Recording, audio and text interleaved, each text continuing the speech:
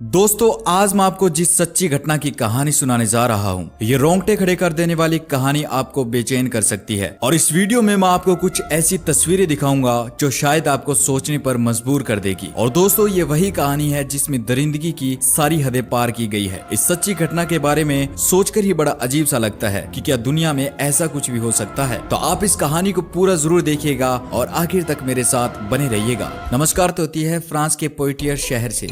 1875 में इस पोइटियर्स शहर में एक 25 साल की लड़की रहा करती थी जिसका नाम था ब्लेंच मोनियर। और दोस्तों, ये ब्लेंच मोनियर नाम की लड़की दिखने में बेहद ही खूबसूरत थी। खास करके इसकी आंखें इतनी खूबसूरत थी जिसका हर कोई दीवाना था। और शायद इसी खूबसूरती ने इस लड़की के साथ इतना भयानक करवा दिया जिसके बारे में सोचकर ही रूह कांप जाए। दरअसल ब्लेंच उस शहर की एक अमीर परिवार की लड़की थी। वह हर किसी से बड़े ही प्यार से और हंसकर बात करती थी। ब्लेंच अपने भाई मार्शल मोनियर और अपनी माँ मैडम मोनियर के साथ इसी शहर में रहती थी। क्योंकि ब्लेंच अमीर परिवार से थी तो ब्लेंच की माँ मैडम मोनियर का उस शहर में बड़ा ही बोलबाला था। लोग मैडम मोनियर की काफी इज्जत करते थे और शहर के बड़े लोगों के साथ मैडम मोनियर का उठना बैठना था। और मैडम मोनियर यह चाहती थी कि उसके बच्चे भी उसकी तरह बड़े लोगों के साथ रहे, उनसे बातचीत करे। लेकिन दोस्तों, मैडम मोनियर ने अपने बेटे को तो अपने जैसा बना लिया, लेकिन वह ब्लेंच को अपने जैसा नहीं बना पाई। दरअसल ब्लेंच सभी से बड़े प्यार से रहती थी, चाहे वह अमीर हो या गरीब। वह कभी भी अमीरी और गरीबी में भेदभाव नहीं करती थी। और दोस्तों, इसके अलावा ब्लेंच उस शहर की सबसे खूबसूरत लड़कियों में से एक थी और रईस परिवार से भी थी। लेकिन फिर भी उसको कभी घमंड नहीं था। उसका दिल बड़ा ही नरम स्वभाव का था। लेकिन दोस्तों, ब्लेंच की माँ बड़े व अमीर लोगों को ही पसंद करती थी। और मैडम मोनियर जब भी ब्लेंच को किसी गरीब व्यक्ति से बातचीत करता देखती तो उसको बड़ा गुस्सा आता था। मैडम मोनियर चाहती थी कि उसकी बेटी ब्लेंच की किसी बड़े व्यक्ति के साथ शादी हो, अमीर व्यक्ति के साथ शादी हो। लेकिन दोस्तों, किस्मत को कुछ और ही मंजूर था। दरअसल एक दिन ब्लेंच की उसी शहर में एक व्यक्ति से मुलाकात होती है जिसने अभी ही वकालत की तैयारी करना शुरू किया था, जो इतना कामयाब नहीं था और साधारण परिवार से था। लेकिन ब्लेंच को उस वकील से प्यार हो जाता है जो कि मैडम मोनियर के सोचे गए दामाद से बिल्कुल अलग था। क्योंकि ये वकील एक तो साधारण परिवार से था और मोनियर खानदार जितना अमीर भी नहीं था। दूसरा, इस वकील की उम्र भी ब्लेंच से लगभग 10 साल बड़ी थी। लेकिन दोस्तों, एक दिन ब्लेंच ने इस लड़के के बारे में अपनी माँ मैडम मोनियर को बता दिया और कहा कि वह शहर के एक वकील लड़के से प्यार करती है और उससे ही शादी करना चाहती है। और ये सुनते ही मैडम मोनियर के पैरों के नीचे से जमीन खिसक जाती है। क्योंकि मैडम मोनियर कहाँ एक बड़े घर के दामाद का सपना देख रही थी और कहाँ ये साधारण घर का 35 साल का लड़का जिससे ब्लेंच प्यार कर बैठती है। और दोस्तों, इसी बात ने इस कहानी को इतना भयानक बना दिया जिसमें दरिंदगी की सारी हदें पार हो गई। इसके बाद मैडम मोनियर ब्लेंच से कहती है कि यह लड़का हमारे लायक नहीं है, तुम इसे भूल जाओ, मैं तुम्हारी शहर के सबसे अमीर और खूबसूरत लड़के से शादी कराऊंगी। लेकिन ब्लेंच, जो उस व्यक्ति के प्यार में डूब चुकी थी, वह अपनी माँ को साफ मना कर देती है और कहती है कि वह उसी लड़के से शादी करेगी। तो दोस्तों, अब इनके घर में इस बात को लेकर झगड़े होने लगे थे। माँ ब्लेंच के लिए लड़के देख रही थी, लेकिन ब्लेंच उन लड़कों से मिलना तो दूर, उनसे बात भी नहीं करना चाहती थी। तभी दोस्तों, एक दिन ब्लेंच की माँ ने ब्लेंच की इन हरकतों के बारे में ब्लेंच के भाई मार्शल को बताया, जिसके बाद उसका भाई भी परेशान हो उठता है कि आखिर कैसे ब्लेंच को इस लड़के से मिलने के लिए रोका जाए। तो अब दोनों माँ बेटे सोच में पड़ जाते हैं। तभी दोस्तों, 1 मार्च 1875 के एक दिन सुबह ही मार्शल तथा मैडम मोनियर एक बार फिर ब्लेंच के कमरे में जाते हैं और उसे समझाते हैं और कहते हैं कि तुम उस लड़के को भूल जाओ। लेकिन इतना सुनते ही ब्लेंच गुस्सा हो जाती है और कहती है कि भूलना तो दूर, वह उस लड़के से अभी ही मिलने जा रही है। और इतना कहकर ब्लेंच वहां से निकल जाती है उस लड़के से मिलने के लिए।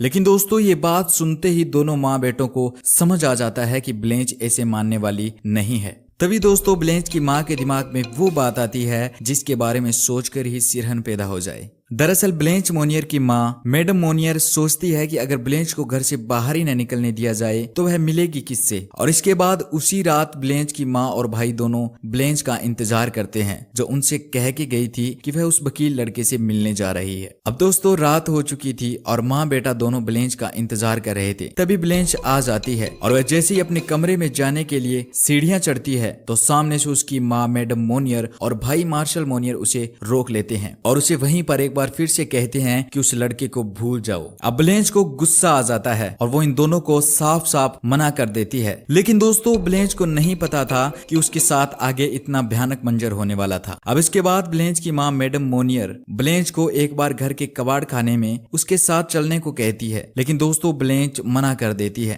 तो मार्शल व मैडम मोनियर ब्लेंच को घर के एक कोने में बने एक अंधेरे कबाड़ खाने में ले जाते हैं और उस कमरे में जैसे ही ब्लेंच जाती है, मैडम मोनियर ब्लेंच के आगे बाहर से दरवाजा लगा देती है और बाहर से बोलती है कि जब तक तुम उस लड़के को नहीं भूलोगी तब तक तुम इस कमरे में ही बंद रहोगी। तो उस बंद कमरे से ब्लेंच चिल्लाती है और कहती है कि वह उस लड़के को कभी नहीं भूल सकती, चाहे इसके लिए उसे इस कमरे में ही बंद क्यों ना रहना पड़े।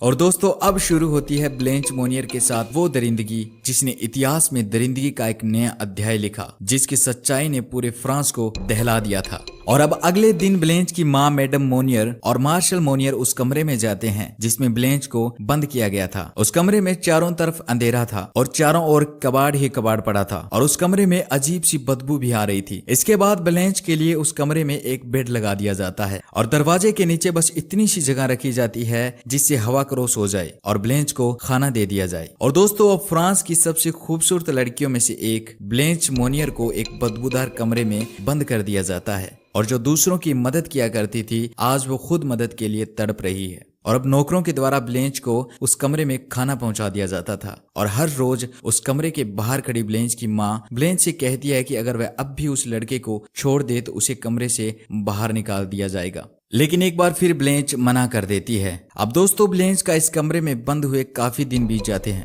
और ब्लेंच चीखने चिल्लाने लगती है और जब पड़ोसी मैडम मोनियर से पूछते हैं कि आखिर ब्लेंच क्यों चिल्ला रही है तो मैडम मोनियर कहती है कि ब्लेंच की मानसिक हालत सही नहीं है, वह पागल हो चुकी है। और दोस्तों कई बार ब्लेंच उस दरवाजे को जोर से बजाने लगती थी जिस कारण ब्लेंच को उस बंद कमरे में जंजीर से बांधा गया था। और इसके बाद दोस्तों ब्लेंच की मानसिक हालत भी खराब होने लगी। उस अंधेरे कमरे में रहने के कारण ब्लेंच की दिमागी हालत खराब होने लगी। वह दिन रात उस कमरे में रोती रहती थी। और दोस्तों अब ब्लेंच की हालत ऐसी हो गई थी कि एक दिन ऐसा आया कि घर के नौकरों को ब्लेंच पर तरस आने लगा। तो उन्होंने मैडम मोनियर से कहा कि आप ब्लेंच को छोड़ दो, लेकिन मोनियर उन्हें धमकाकर भगा देती है। अब धीरे धीरे ब्लेंच की चीखने की आवाज कम होती गई क्योंकि अब ब्लेंच का शरीर कमजोर हो चुका था। अब ब्लेंच उस अंधेरे कमरे में पड़ी रहती थी। लेकिन दोस्तों मैडम मोनियर को कभी भी अपनी बच्ची पर तरस नहीं आया। और अब ऐसे ही वक्त बीतता है और सप्ताह से महीने और महीनों से साल बीत जाते हैं और आखिर 9 साल बीत जाते हैं। और तभी एक खबर आती है कि वह वकील लड़का जिससे ब्लेंच प्यार करती थी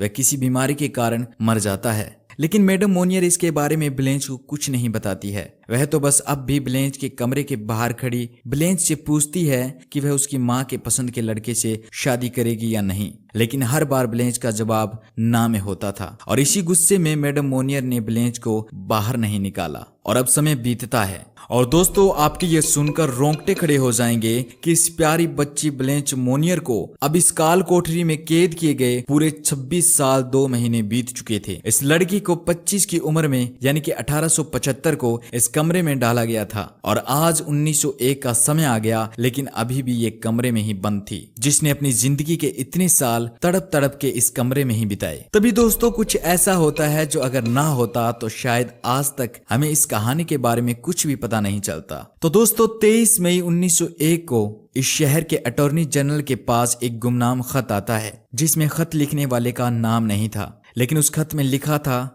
कि मुझे ये बताते हुए बड़ा अफसोस हो रहा है कि एक शहर की एक महिला मैडम मोनियर के घर में आज से 25 साल पहले एक लड़की रहा करती थी, ब्लेंच मोनियर, जिसकी कुछ साल पहले तक इस घर में चीखें सुनाई देती थी, लेकिन अब वो भी नहीं सुनाई देती है। लेकिन मुझे पूरा विश्वास है कि आज भी लड़की उसी घर में कैद है। आप कृपया इसकी जांच करें। तो ये खत पढ़ते ही अटॉर्नी जनरल को लगता है कि ऐसा कैसे हो सकता है, तो वो तुरंत ही वहीं की लोकल पुलिस को उस घर में भेज देते हैं। अब पुलिस उस घर में चली जाती है और जब पुलिस उस घर की तलाशी ले रही थी तो उन्हें एक बंद कमरा मिलता है। तो पुलिस मैडम मोनियर से उस कमरे को खोलने को कहती है, लेकिन दोस्तों मैडम कमरा नहीं खोलती है। तभी एक पुलिसकर्मी जब उस दरवाजे के कान लगा के सुनता है तो उसको कुछ सुनाई देता है। तो मजबूरन पुलिस वो दरवाजा तोड़ देती है और जैसे ही पुलिस दरवाजा तोड़ती है तो सामने कमरे का मंजर देखकर पुलिस के रोंगटे खड़े हो जाते हैं। कमरे में चारों तरफ बहुत ही भयानक बदबू आ रही थी जिसको बर्दाश्त भी नहीं किया जा सकता था।